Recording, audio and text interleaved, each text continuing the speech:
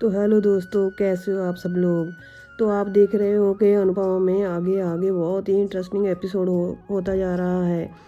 आप हमारा एपिसोड देखने के लिए प्लीज़ हमें सब्सक्राइब जरूर कर लें, लाइक शेयर भी कर दें। तो आइए स्टोरी को जानते हैं क्या आगे होता है। राही अनुपमा को कहती है कि ये लोग हमारी तरफ ऐसे क्यों देख रहे हैं। तो पराग कहता है कि माँ इनको भेजो कि पीछे चले जाएं, अपना काम करें। तो बा कहती है ये मेहमान, आप मेहमान नहीं हो, जाकर अपना काम करो। तो अपनी लेडीज़ वर्कर को कहती है कि इन्हें पीछे ले जाओ और अपना काम स्टार्ट करो जाकर। तो पराग अनुपमा की तरफ लगातार देखता है, अनुपमा भी पीछे मुड़कर देखती है और हंसते हुए आगे बढ़ जाती है। तो पराग सोचता है कि मैं इनसे अपनी गाड़ी का नुकसान और बा का अपमान का बदला ज़रूर लेकर रहूँगा।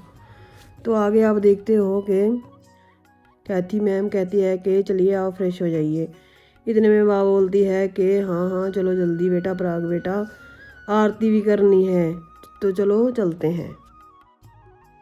तो आप देख रहे हैं अंश किसी से बात करता है फ़ोन पे और गुस्सा करता है कि ये क्या हो गया, और कहता है कि मैंने गेम लॉन्च की थी कि और लीक हो गई। इतने में बापूजी आते हैं और पूछते हैं क्या हुआ अंश बेटा, इतने गुस्से में क्यों हो।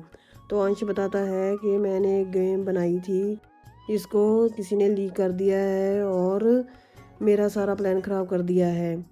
तो बापूजी कहते हैं कि बेटा गुस्सा इस बात की कोई वजह नहीं होती, अगर तुम में हुनर है तो तुम ज़रूर कामयाब होगे।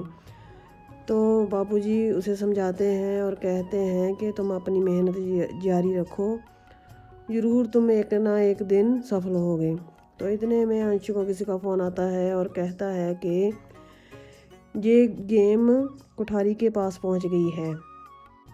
तो अंशु कहता है अच्छा तो तुम बताओ वहाँ का डीएम कौन है, तो प्लीज़ उससे मेरी मीटिंग करवा दो। तो वो लड़का कहता है कि हाँ मैं तुम्हारी मीटिंग करवा दूँगा। तो यही बात बापूजी को अंश बताता है कि कोठारीज का हमारे साथ पता नहीं क्या रिश्ता है, ये गेम कोठारीज के पास पहुंच गई है। तो बोलता है कि अब उनके साथ मेरी मीटिंग होगी तो मैं उनसे, तो देखते हैं स्टोरी में अंश बताता है कि कोठारीज के साथ मीटिंग मेरी होगी, तो उसके बाद उनको मेरी मीटिंग में बातें अच्छी लगे तो क्या पता मुझे बापूजी घर जवाई बना लें या फिर गोद ले लें, हंसते हुए कहता है। तो बापूजी कहते हैं कि मेहनत बेटा करो। हाँ अनुमा भी कहती थी अपना हक छोड़ो नहीं तो किसी का छीनो नहीं। तो इसीलिए मैंने बापूजी सोचा था कि जो इस गेम से कमाई होगी मैं राही की सगाई और विवाह में अनुमा का साथ हो जाएगा। तो बापूजी कहते हैं कि इतना ही बहुत है कि तुमने ऐसा सोचा। तो वो महिला कर्मी अनुपमा और राही को पीछे ले आती है और कहती है यहाँ अपना सेटअप लगा लो। तो अनुपमा उसको कहती है शुक्रिया हम लगा लेंगे। तो वो कहती है कि एक महिला कर्मी आपके साथ रहेगी, अगर किसी चीज़ की ज़रूरत होगी तो आप बोल देना। तो अनुपमा जल्दी जल्दी अपना काम शुरू करती है और डिब्बे मसाले वगैरह निकालती है और कान्हा जी का नाम लेती है और काम अपना शुरू कर देती है। तो आप आगे देखेंगे कि इतने में जानकी बहन की गाड़ी भी आ जाएगी और अनुमा देखती है कि शुक्र है कि इनकी गाड़ी आ गई, अब फटाफट से सारा काम हो जाएगा। तो जानकी काकी नीचे उतरती है और कहती है अरे वाह इतना बड़ा घर, ये घर है या महल।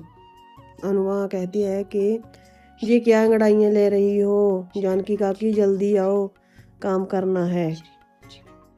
तो जानकी काकी कहती है चलो घर घूम कर देख के आएँ। तो अनुपमा कहती है हाँ हाँ चलो जल्दी जल्दी चलो, गार्डन है हम जहाँ घूमने आए हैं। तो हंसने लगती है। तो श्रीनाथ जी ने चाहा तो हम खुद ही उनके दर्शन करने चले जाएंगे। तो सभी अपना काम शुरू करते हैं फटाफट से। तो इतने में एक महिला कर्मी आती है कोठारी इसकी, तो कहती है थोड़ी देर में 15 मिनट में आरती शुरू होगी, तो आप सब भी लोग उसमें शामिल हो जाना। तो कहती है कि देखा मैंने कहा था ना कि कान्हा जी ने चाहा तो हमें वो खुद ही बुला लेंगे। तो अनुपमा खड़े खड़े सोचती है कि कल क्या हुआ और सबको और जानकी काकी को बताती है कि जानकी काकी आप जानते हैं जी कौन है कुठारीस, कल जिसके साथ हमारा एक्सीडेंट हुआ वो वही है। तो जानकी काकी कहती है वही वो नकचड़ी, तो इतने बड़े लोग और दिल इतना छोटा सा। तो राही सो कहती है मम्मी आप तभी इतना चौंक गई थी, तो अब मुझे समझ आया। तो आगे देखते हो आप कैसे सब लोग अपने काम में बिजी हैं। और अनुपमा कहती है कि पहला तो भोग तैयार हो गया है, दूसरा फटाफट जल्दी करेंगे हम। तो चलो जल्दी जल्दी ये वाला भोग अंदर पहुंचा देते हैं। तो इतने में प्रार्थना आती है और अनुपमा ध्यान से देखती है कि ये तो वही लड़की है जिसका एक्सीडेंट हुआ था और मैंने इसे बचाया था। तो वो पूछती है आप तो प्रार्थना बताती है कि पराग मेरे पापा हैं, मैं इनकी बेटी हूँ कुठारीज की। तो इतने में उसका पति आता है, वो बहुत ही गुस्से वाला होता है और प्रार्थना को कहता है तुम यहाँ पर क्या कर रही हो। तो प्रार्थना बताती है ये अनुपमा जी हैं। तो वो कहता है कि मैं इन नौकरों से क्या लेना देना मेरा इससे, तो मैंने इनसे क्या करना है। तो उसका गले में पहना हुआ हार देखता है और कहता है कि ये तुमने क्या है, ये हार कैसा है, जो मैंने डायमंड का हार तुम्हारे लिए लाया हूँ, तुम क्यों नहीं पहना। तो वो देखती है कि सभी लोग देख रहे हैं कि कैसा बिहेव कर रहे हैं। वो प्रार्थना कुछ नहीं बोलती और वो चलाता रहता है। तो कहती है ठीक है मैं वही हार पहन लूँगा। तो जानकी काकी और अनुपमा देखती हैं कि तो उसको गुस्से के साथ वार्निंग देता है अभी के अभी जाओ और जाकर अपना डायमंड सेट पहनो। और वो अपना ख़राब मूड लेकर प्रार्थना वहाँ से चली जाती है और अनुपमा देखती है और वो लड़का भी वहाँ से चला जाता है। तो कहते हैं कि ये कैसा लड़का है, कैसा इसको पति मिला है, ये तो इतनी अच्छी है। तो राही कहती है कि अगर मेरा पति ऐसा होता तो इसके एक गाल पर चांटा लगा देती। तो जानकी काकी कहती है ये बहुत ही बदतमीज़ लड़का है। तो अनुपमा कहती है कि चलो चलो आप बातें बंद करो, तो अपना काम शुरू करते हैं, जो काम करने आए हैं वो करो। कैथी अपने पति पराग के साथ अंदर को आती है और उनको थैंक यू बोलती है कि थैंक यू आप मेरे लिए प्रेमचंद जी का उपन्यास लेकर आए हैं। तो कहते हैं मैं लिख कर थोड़ी लाया, तो लिख कर आया हूँ। तो कहते हैं कि आप पढ़ लेना फिर मुझे पढ़ा देना। तो कहती बोलती है कि सबसे पहले मैं पढ़ती हूँ, आप बाद में क्यों पढ़ते हो। तो वो कहते हैं कि जो अच्छी लाइनें आप पढ़ते हो अंडरलाइन कर देते हो तो मैं वही पढ़ता हूँ। इतने में थोड़ी देर में वहाँ पे अनिल आता है और पराग भाई से मिलता है और अपना हाल चाल पूछते हैं। तो कहते हैं कैसे हो, बड़ी देर बाद आए हो। तो आप आगे स्टोरी में देखोगे। तो सभी बातें करते हैं और आगे बढ़ते हैं। एक छोटा बच्चा आता है, कहता है हैंड्स अप। तो सभी खुश होते हैं और ये जो लड़का होता है उसको भी पराग भाई कहते हैं कि मुझे बहला इंसान नहीं पसंद नहीं है, मुझे काम करने वाले ही पसंद हैं। तो बच्चे के साथ हंसते हुए आगे बढ़ते हैं और कहते हैं। तो आगे आप स्टोरी में देख रहे हैं कि माही अपने अंदर आती है और सुइयों का डिब्बा ढूंढती है। ढूंढते ढूंढते जब डिब्बा नीचे उतारती है तो उसके साथ ही प्रेम और राही की फ़ोटो नीचे गिर जाती है। तो आप देखते हो कि राही उस फ़ोटो को उठाकर देखती है कि उस फ़ोटो के पीछे आई लव यू लिखा होता है। तो राही की फ़ोटो पीछे को करती हुई प्रेम की फ़ोटो को निहारती है और रोने लग जाती है। तो माही सोचती है कि अगर इस प्रेम से मेरी शादी होती तो कितना अच्छा होता। तो उसी वक्त आप आगे देख रहे हैं कि सभी लोग माँ के पास आ जाते हैं और माँ कहती है अच्छा हुआ आप सब लोग आ गए। तो वो आरती शुरू करते हैं।